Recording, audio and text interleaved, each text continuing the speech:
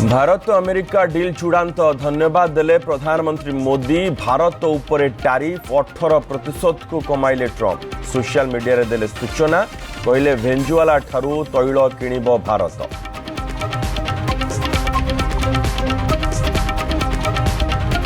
आज जाजपुर जाई बिरजा को दर्शन करेंगे राष्ट्रपति। मध्याह्न बालेश्वर एफएम विश्वविद्यालय समावर्तन उत्सव में हेबे मुख्य अतिथि।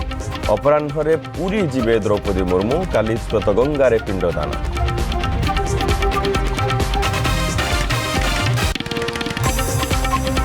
आज गंजाम जाउछन्ति मुख्यमंत्री तारातारिणी पीठरू। सुकन्या योजनार शुभारंभ करेंगे मोहन चरण माझी।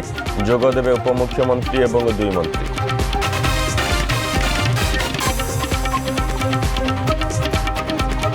एनएसी 7 पौरपालिकार हेब निर्वाचन। मार्च सुधा सीमा निर्धारण, आसन संरक्षण विज्ञप्ति।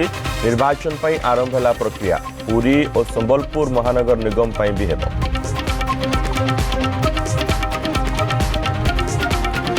बाली और पत्थर माफिया को शक्त झटका। लघु खनिज उपरे बढ़िला अतिरिक्त शुल्क। बेआईन खनि खनन उपरे रोक एवं राजस्व वृद्धि पर राज्य सरकार को बड़ पदक्षेप।